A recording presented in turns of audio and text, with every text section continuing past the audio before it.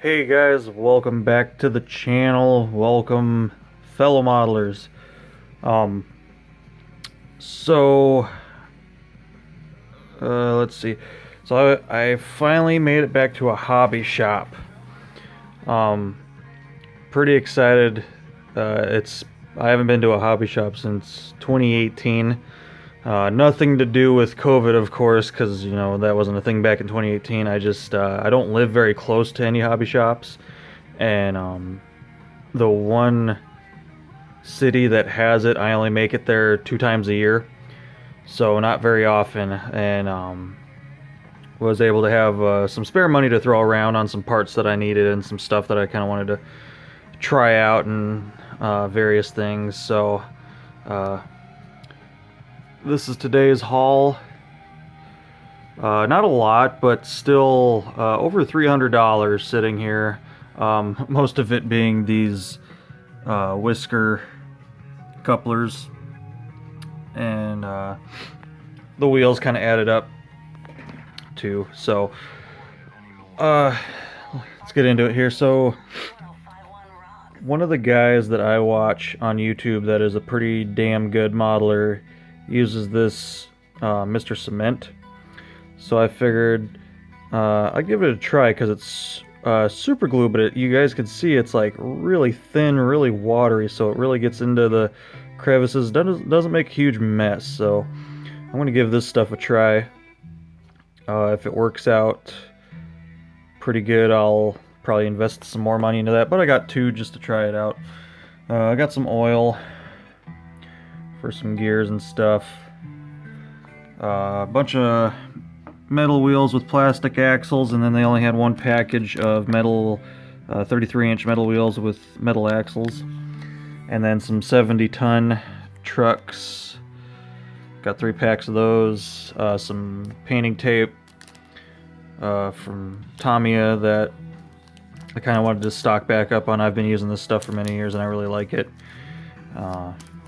Not just for masking. I honestly have only used this tape for masking on some of the carnival train projects. Other than that, I kind of use it for taping wires and stuff like that. Just kind of nice, really thin tapes to work with. So I thought that was pretty cool. And then, of course, we got 50 pairs in a pack of the Whisker Couplers, and I fucking paid dearly for them. Almost $100 per pack. Really no good way around that. They're just as expensive on eBay, but I needed some more couplers, and I've really been wanting to invest more money into Whisker Couplers, just because they're a lot smoother, and they don't have the damn spring plates to get stuck up on. And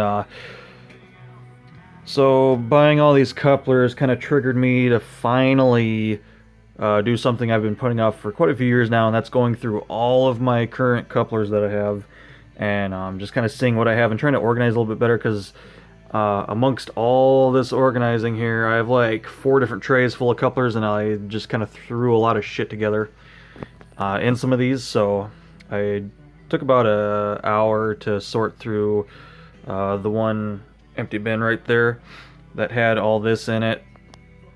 And you guys can see I have a shit ton of the shelf couplers that are all Whisker couplers. Some of them are weathered with the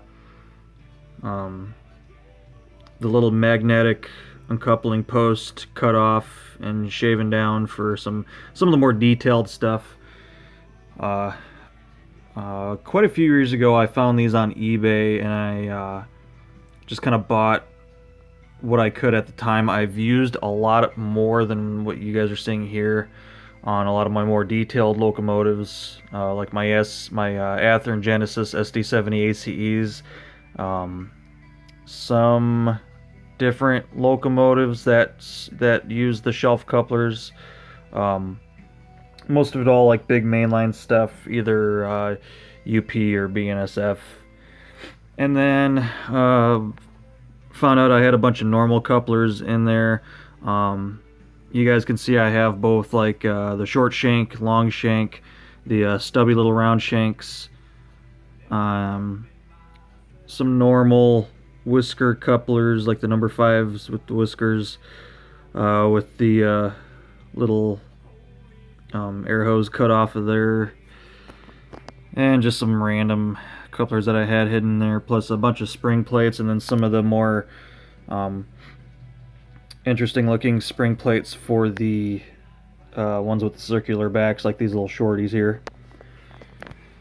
And I saw this, and I remember back in 2018 when I was there, this was there, and I never paid too much attention to it. Well, when I was looking through the couplers, I paid more attention to this, and found out that it's a sample test kit, and it's got a whole laundry list of shit in there. Like just one pair of everything, different whisker couplers, some of the box adapters, screws, some tools, a little bit of everything in here. And it was only like 34 bucks. And I'm like, well, screw it, I'm already buying all these couplers, so I might as well get this. And it's even in a Katie case, which I thought was kind of cool. I don't know how easy it is to say that. Katie, made in the USA, so that's pretty cool. Just the box itself is kind of cool.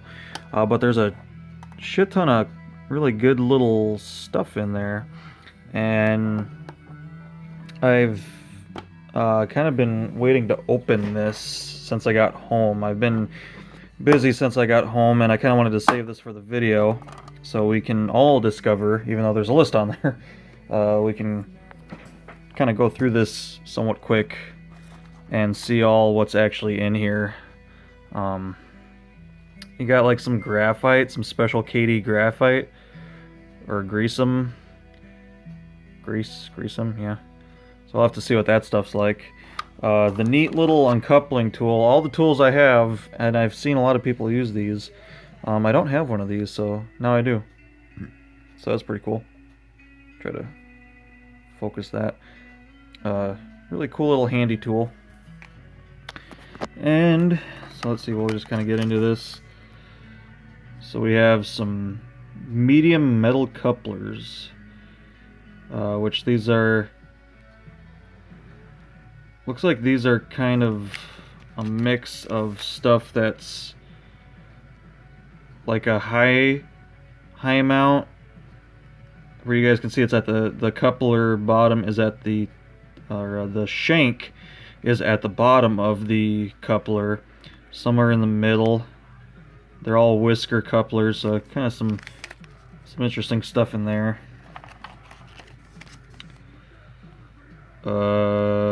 Looks short metal couplers, so these have kind of a shorter shank on them than those. Maybe? Is that what they're talking about? I don't know. Looks like the same stuff. I don't know.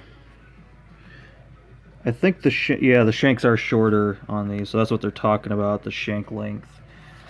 I wasn't too sure what they were talking about there. And then just the good old metal number 5s, non-whisker.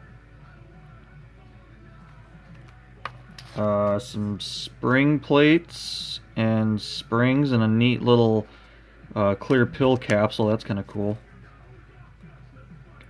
So got some little bit of the toolage in there. Short plastic couplers, so these are plastic cast Kadies, which I've dealt with in the past, and they're not bad. I mean, they're plastic, but they'll still pull a lot of weight before they pull apart. So, and some more like the drop shanks there, where the couplers, looks like it's kind of a mix where we have them at the top, we have them at the bottom, we have them in the middle, so they give you a nice little variety there. Medium plastic couplers, so the medium shank length plastic couplers in all variations of having the height change on them. Some of those kind of come in handy with cars that don't sit well with each other. The scale whisker couplers, so kind of the stuff that came on exact rail cars and a couple other things that had these. These are kind of the more smaller prototypical scale couplers. They have a little bit more detail to them, actually, like holes in the casting there, so that's kind of cool. I've dealt with those before. I don't run them on locomotives, but I do run them on freight cars just fine. Long metal shank, so we got some more extended shanks with various ups and downs in the coupler head positioning. So that's kind of cool. All whisker. Here's some non-whisker. These are long plastic couplers. So it looks like each bag just kind of has, it's either plastic or metal, whisker or not, and you kind of get different positions of the actual coupler itself on the shank. So that's kind of cool. Short gearbox. So you get to try a couple of those different things. Gearboxes and sleeves. So kind of some different adapters there. That's kind of cool. Let's see. We got the short whisker gearbox, gearboxes. So these are kind of the shorter ones that you can use whisker couplers on nicely, because those are not made for the big bulky spring plates. Looks like we got some more coupler boxes, or gearboxes as they call them, some shims, screws. Some more of the short round ones, and they even give you kind of those springs like what I got sitting out on the table over here. It's kind of cool. Some of those work really good for pilots on steam locomotives, especially these little short round ones. The pilots normally don't allow for a lot of room, and those short round couplers and those really skinny spring plates kind of work pretty nice on those. Let's see, some more boxes. 5 type gearbox. Let's see what else do we got here. Oh, nice. We have a coupler leveler tool. I actually have one of these sitting over here. This one's very old, very wore out. I've changed the box on it about a dozen times. Changed the coupler multiple times, so it's kind of nice to have a new one of those. Some assembly required. Pretty cool to have another one of those, though.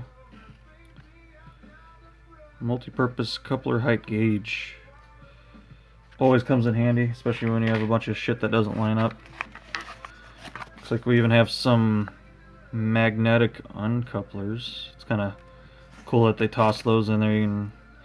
Not too many people use these anymore. I know some people have been switching to those Surgent couplers that have the ball bearings in them and you use a magnet. Those are really cool. I don't think I'm ever going to use those though, just because they're not cheap.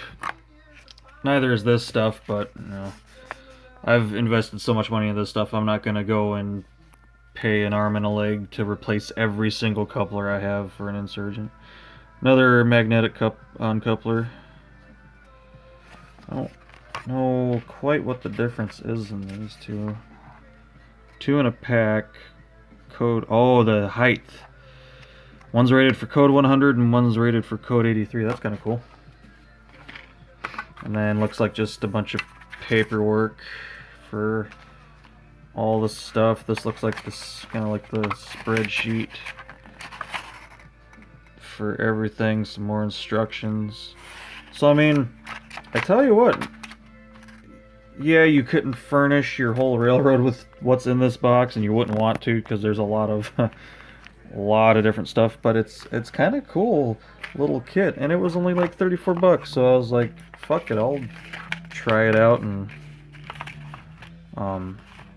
see what it's all about. You know, I had some cool stuff in there. Some of it I'll use, some of it I'll save something else down the line, but I figured I'd do a little unboxing on that, and I waited till I was doing the video because I knew I wasn't going to get everything to fit back in there nice how they had it clearly. So, yeah, it's kind of back in there. But yeah, just really cool to have an actual like little Katie box. I might, sort some of that stuff out, and Jesus, can we focus? Now you guys seen it already. It's just cool. It says Katie, made in USA. You gotta love that. Good old made in USA stuff. So yeah, so getting all this coupler stuff here kind of got me in the mood finally after years of just throwing shit together. Oops, I forgot to put these back in there. Of going through everything and kind of seeing what I have and reorganizing everything, because I mean, you come over here and it's a mess. I got so many different damn couplers all thrown together here. You can see some are weathered, some aren't. And there's KD pockets in there, and some Athearn and Atlas pockets, and so I need to take these out and sort through all that, kind of sort some of this a little bit nicer, because I have like screws and more coupler items, some Athearn stuff there that I need to go through. Washers. I did sort some of that stuff out of a bigger thing that I just kind of filled full of shit. I got some cheap stuff here. The sorry for the burps here, guys.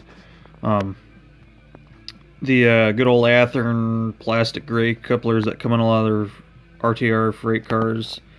The really good old Athearn blue box caps for the locomotive frames. The horn hooks that came with a lot of that stuff. All the good old horn hooks. Definitely won't be reusing those, but we'll keep them because I can't ever throw a damn thing away. But yeah, so it was kind of cool to get back to a hobby shop. It wasn't the greatest hobby shop. They were definitely more for RC stuff, and their train selection was pretty slim.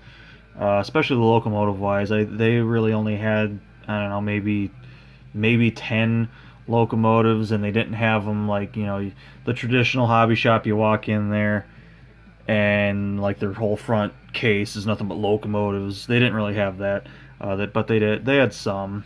Nothing that really excited me to buy anything, so I just kind of stuck with parts, especially with dropping damn near $200 on just those two right there.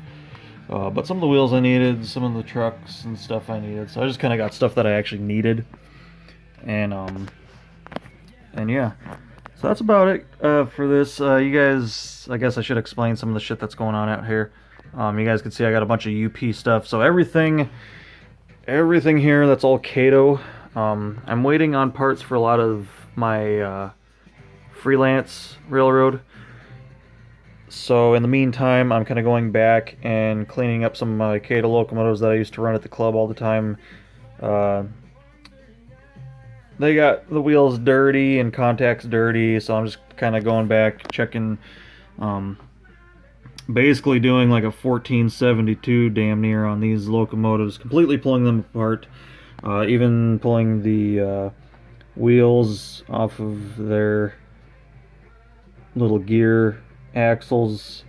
Completely took the gearboxes apart. Gonna clean all those, clean the contacts, clean everything really good, grease everything really good before it goes back together. Even did some cleaning, completely disassembled the shell down to every part that I could, because this Kato stuff is amazing and comes apart really clever. And clean the frames, clean the motors, took the motors out, clean them, took all this side detail off and cleaned behind all that. Just really did a really deep cleaning. So that's kind of what I'm doing with all this Kato locomotives. Most everything on here right now is Union Pacific, but you guys have seen in past videos I have a bunch of BNSF and a couple other oddball Kato locomotives. And I really like Kato. Kato is a really awesome company, and I feel like with Athearn and Walther's Proto and scale trains, and now Rapido really getting into locomotives. Cato's kind of, to me, it seems like it's underrated. But Cato has fantastic detail. Really, literally the only detail that I added to these shells was the PTC antenna cabinets, just for a little modern touch. But they literally had all this other detail. Uh, like all the grab irons are individually installed. The windshield wipers, the MU hose, the air hoses, the main reservoir air hose, and then the MU hoses, the cut levers. I mean, all that's included, and it's so clever. The way they have all this kind of snap and pop together, it's super clever. Great detail, and as most of you know, Kato stuff runs till the end of time. Um, I didn't even have to clean this stuff, and it could have just ran and beyond my death. But I like to take care of my locomotives, so. But yeah, Kato's just a really awesome company, and I'll tell you about the RTA stuff that's chilling here. Uh, I used to buy a lot of random shit that I thought was really cool, and so of course this Kato RTA stuff kind of fell into that category. Never had any need for it. Never really modeled that era, and never really modeled like some form of Metra type service. So I mean, I ran this stuff for a while at the club, and then I kind of added some parts to make it a little bit more modern and kind of in a changeover era and blah blah blah. Long story short is I took all this stuff, all these bi-level cars and these two locomotives here. I took these completely apart and stuck them in boxes because I was going to do some stuff with them, and then I didn't do anything with them for a long time, and then I wound up having to pack all my shit and move up here about 4 years ago now, and I never did anything with that stuff after that. Just sandboxing. I kept moving it around here, moving it over here to make room for other stuff. And now with me doing my freelance railroad that is kind of time framed between the late 70s to 80s, late 80s. This stuff really fits in nicely now, and I'm going to repaint and repurpose all this stuff for my freelance railroad and kind of have it be its own Metra. Now, I could leave it RTA just because, I mean, it's its own thing, but I kind of want to repaint and come up with something new just because it will be owned and operated and run on the freelance trackage, the Pontiac and Detroit. Probably not going to paint these for Pontiac and Detroit whenever I figure out what my paint's going to be. But these are going to have some other name to them. It's not going to be RTA anymore. And but when I bought these, I bought two locomotives, 3 regular coaches, and then 3 cab cars. Which I absolutely love these cab cars. They're really cool. The lighting is very clever, really well done in those, and they have some really cool detail on the fronts. Like I love Kato stuff. They just have really nice detail. It might not be the most detailed thing out there, but it's definitely not the least detailed thing out there, and the stuff looks great. So when I repaint these, I'm definitely going to be taping off these faces to save that hazard striping because I love how the fronts of these look. And so yeah, these are pretty cool cars. When they go in reverse, these lights on the sides light up red, and then when they're going forward, the headlights turn on. The Mars lights, just a dummy, but it's still pretty cool. And there's switches on the bottoms of these two. Where are they? Oh, I done lost them. Okay, they're like tucked right there. You guys can see the switch on and off. You guys could see at one point I had these wheels weathered and they still kind of have some weathering on them. I kind of stripped some of that off to clean them up a bit. Eventually I'll completely strip that weathering off and repaint them and